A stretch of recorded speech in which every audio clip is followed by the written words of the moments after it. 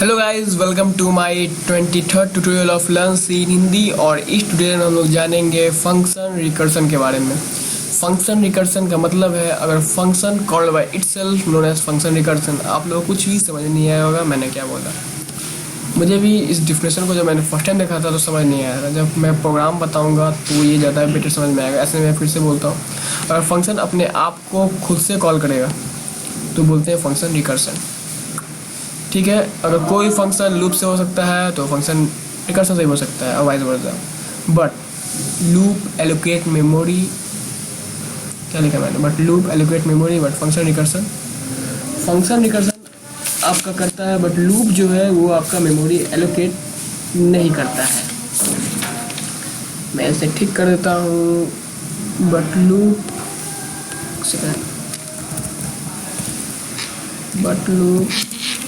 doesn't allocate memory। ठीक है, तो अब प्रोग्रामिंग पाते हैं। ऊपर मैंने खोल लिया अपना, ठीक है, इधर आते हैं, इसका भी काम नहीं। ठीक है, तो मैं प्रोग्राम लिखता हूँ।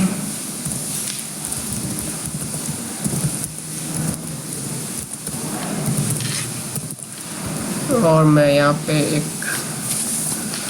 प्रोटोटाइप बनाया, इंट पटना। एक और बता देता हूँ, मान लो इंट क्या लिया जाए, BBSR। ओके, आफ्टर दैट मेरा मेन फंक्शन। उसके बाद मैं यहाँ पे पटना को कॉल कराऊंगा।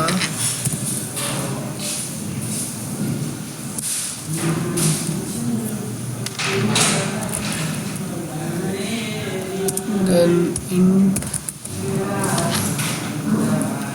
BBSR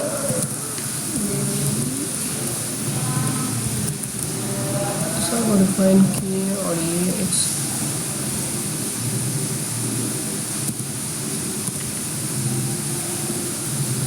यहाँ पे पटना और इस दोनों को मैं डिक्लेयर कर देता हूँ। दो फंक्शन ले रहा हूँ एक्चुअली में। ठीक है, इसके बाद पटना को डिफाइन कर देता हूँ इन पटना, और डेफिनेशन पार्ट में मैंने दिया पटना।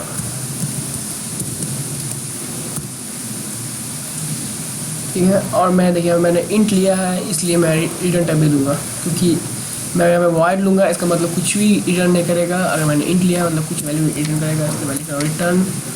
अगर आप रिटर्न नहीं लिखेंगे तो आपको इसमें एरर नहीं दिखाएगा, मगर अगर आपका टर्बो C+ को यूज़ कर रहे हैं तो उसमें आपका एरर आएगा और बोलेगा कि मस्ट बी रिटर्न टाइप। मैं कुछ भी रिटर्न नहीं करा, मैं लिखा रिटर्न 0। ठीक है, तो इसे कंपाइल करा देते हैं।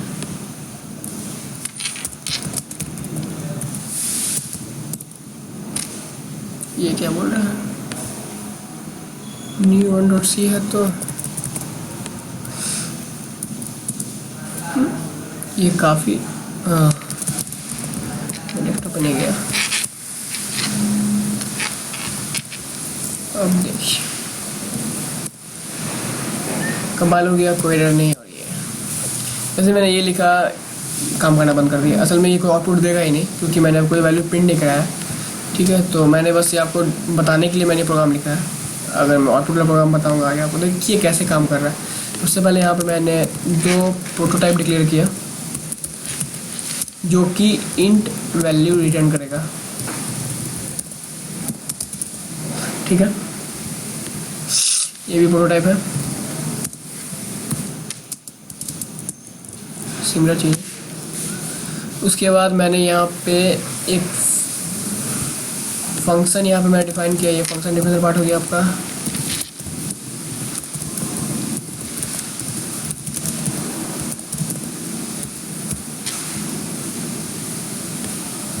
और ये फंक्शन कॉल है।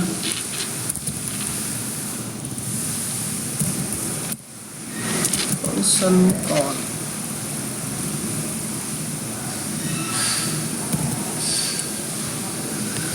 देखिए क्या करूँ, मैं इसी फंक्शन से इसको कॉल कर रहा हूँ BBSR को, उसी के फंक्शन से उसी के फंक्शन को कॉल कर रहा हूँ। ठीक है, तो आपको समझ में आएगा कि मतलब एक फंक्शन अगर खुद को कॉल करे, देखिए BVA सर खुद को कॉल कर रहा है, यहाँ पे मैंने कॉल करा है यहाँ पे, ये देखिए, तो BVA सर खुद को कॉल कर रहा है यहाँ पे, और यहाँ पे पटना खुद को कॉल कर रहा है। आई थिंक सर आपको ये कॉलिंग अच्छी से समझ में अच्छा से नहीं आ रहा होगा, मैं इसके लिए और एग्जाम्पल दूंगा ताकि बेटर समझ सकें आप। फंक्शन डेफिनेशन पार्ट, एक्चुअल मैंने क्या किया है, फंक्शन डिफरेंस पार्ट में फंक्शन का कॉल पर डाल दी, जैसे ही कॉल करेगा तो मैं इसी के फंक्शन से इसी को कॉल कर रहा हूँ, फंक्शन कॉल बाय इटसेल्फ। अगर फंक्शन खुद से कॉल करेगा तो उसी को बोलते हैं फंक्शन रिकर्सन। समझ में आया? शायद समझ में थोड़ा थोड़ा आ रहा होगा। ठीक है, तो अब मैं जाता हूँ प्रोग्रामिंग की ओर, और मैं बताता हूँ कि अगर आप किसी प्रोग्राम को वाइल के थ्रू लिख सकते हैं, यूजिंग वाइल, तो आप उसे फंक्शन रिकर्सन में लिख सकते हैं। तो मैं पहले प्रोग्राम लिखूंगा आपके लिए इजी हो, इसके लिए मैं सोच रहा हूँ कि प्रोग्राम को पहले वाइल में लिखूँ। ठीक है, तो एक सिंपल सा programme,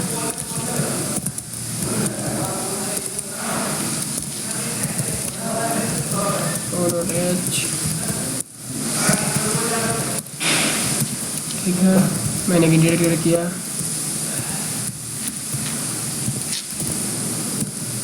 while i less than equal 5।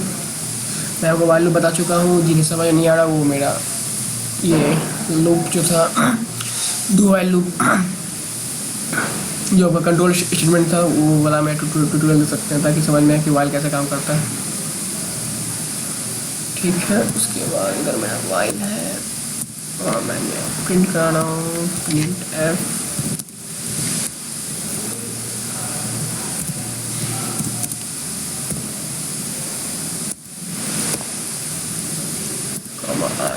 i plus plus.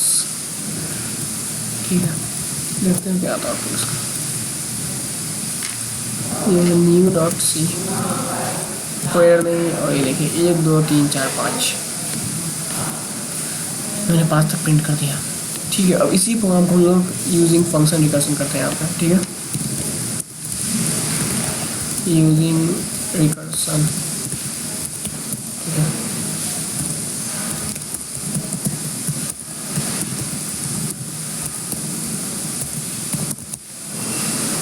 Dot h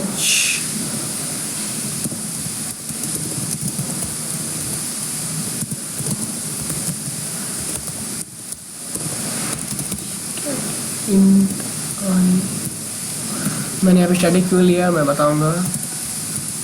असल में स्टैटिक जो है, पहले पता चला कि स्टैटिक का वैल्यू सी में बाय डिफ़ॉल्ट 0 होता है।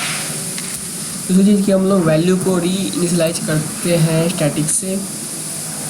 ठीक है, स्टैटिक का मैं स्टैटिक के बारे में आगे आपको बताऊंगा पूरी तरह से क्या है नहीं है, क्योंकि अगर अभी बताने लगा तो फिर फंक्शन से हट को मुझे स्टैटिक पे आना पड़ेगा। बस आप इतना जानें कि यहाँ पे आप स्टैटिक यूज़ करें, अगर यूज़ नहीं करेंगे तो क्या होगा वो मैं बताऊँगा, दिखाता हूँ आपको। i प्लस प्लस पेमेंट करा दिया, देन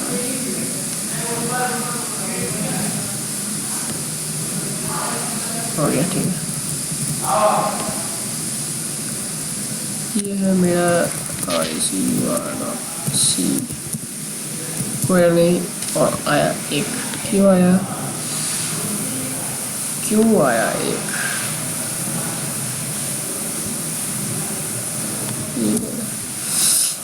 while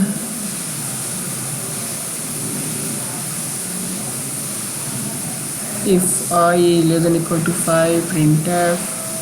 हाँ, इसका एक इसलिए आया क्योंकि ये फंक्शन रिकर्सन का प्रोग्राम मैं बना रहा हूँ और मैंने मेन फंक्शन को कॉल नहीं किया, इसलिए ये एक बार कॉल करके रुक गया। अब देखिए, जैसे ही मैंने मेन दिया तो बार बार ये मेन फंक्शन को कॉल करेगा। मैं मेन फंक्शन को कॉल कर रहा हूँ,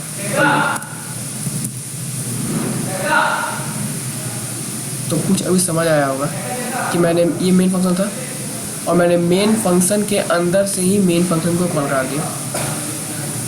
समझ आया? Function call by itself. ठीक है, अब देखिए अगर मैं यहाँ पे स्टैटिक हटा दूंगा तो क्या होगा, बवाल हो जाएगा पूरा।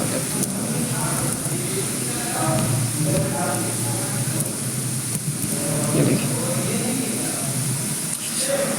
जो लोग अभी यूज़ कर रहे होंगे टर्बो सी प्लस प्लस उनका कंपाइलर हैंग कर चुका होगा, मगर ये देखिए ये थोड़ा एडवांस है, ये हम नहीं करता है, बच गया।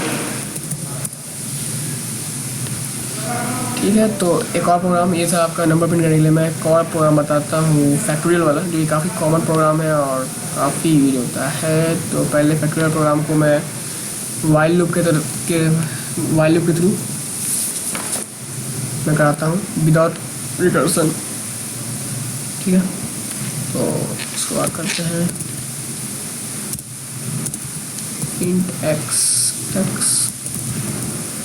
फैक्टोरियल क्या लिया जाए, 4 5 ले लेते हैं, मज़ा आता है 5 लेने में। प्रिंट एफ देन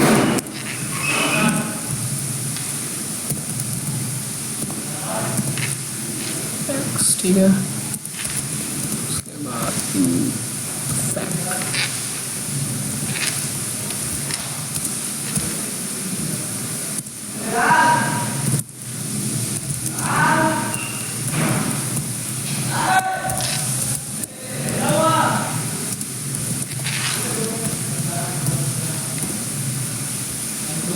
मैंने एफ में 1 इनिशियलाइज करवाया, ठीक है। दूसरा मैंने वाइल एन रिटर्न लिए, देन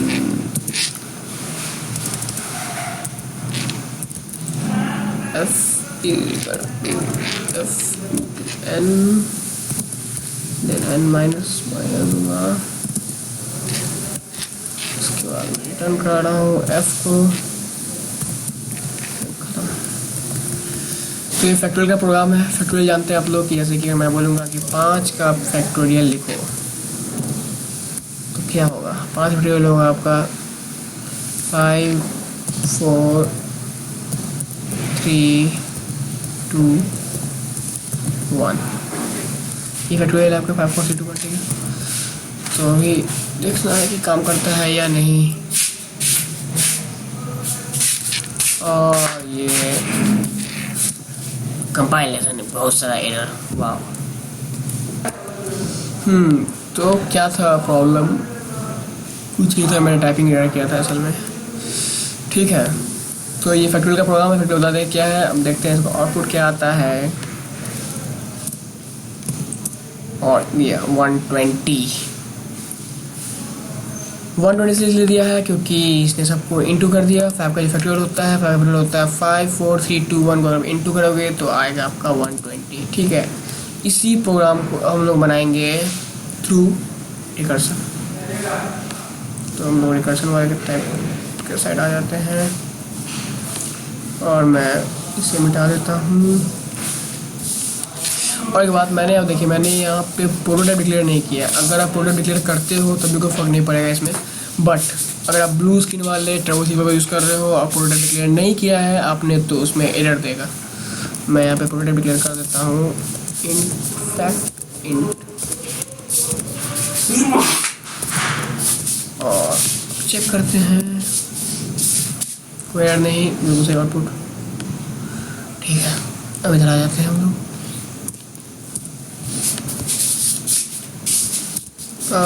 वाइड में।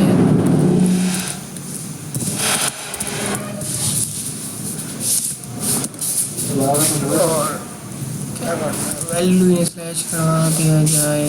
यहाँ पे कॉल करूँगा जब मैं ओके से भी इंटीरियर क्लियर किया हूँ। ठीक है,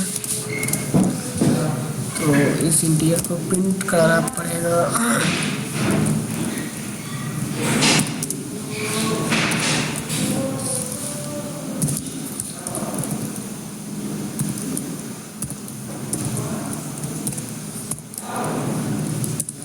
देन मैं यहाँ पे एक इंटीजर डिक्लेयर किया हूँ, इंटीजर n।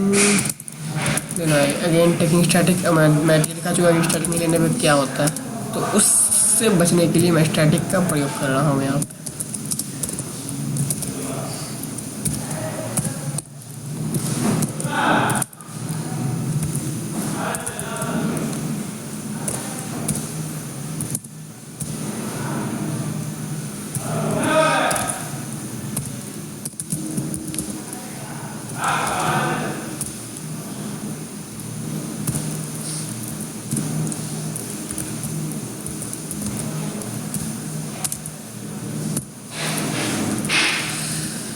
ठीक है, और मैंने कॉल करना जरूरी है, कॉल नहीं करा। 5 कितना फेटल दिखा, चलो 6 का देख लेते हैं क्या है। सिंपल सा जैसा मैं इसमें किया बिल्कुल वैसा इसमें किया है, बस मैंने यहाँ पे देखिए, यहाँ मैंने फंक्शन कॉल नहीं किया क्योंकि मैंने यहाँ पे फंक्शन कॉल कर दिया। ये देखिए फैक्ट एंड, इसी के फंक्शन में से मैं इसी को कॉल करा रहा हूँ। ठीक है, तो बार बार कॉल करेगा और आपका आउटपुट आएगा। अगर आप बार बार कॉल नहीं कराएंगे तो वैल्यूज़ आपका जो इंक्रीमेंट नहीं होगा। ठीक है, आप समझे होंगे आप ये चीज़।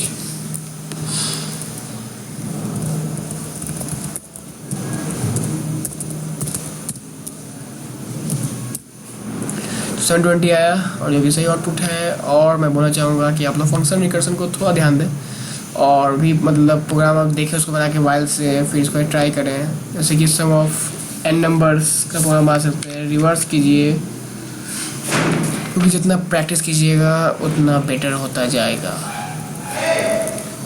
ओके, पसंद आया हो तो लाइक कीजिए, नहीं आया तो डिसलाइक कर सकते हैं, और कोई प्रॉब्लम हो तो आप कमेंट कर सकते हैं। दूसरी चीज़ ये कि आप hungerforcode.blogspot.com से आप ये Notepad++ और जीएस कंपाइलर डाउनलोड कर सकते हैं। मैंने बहुत सिंपल सा लिंक दिया वहाँ पे, बहुत सिंपल सा है।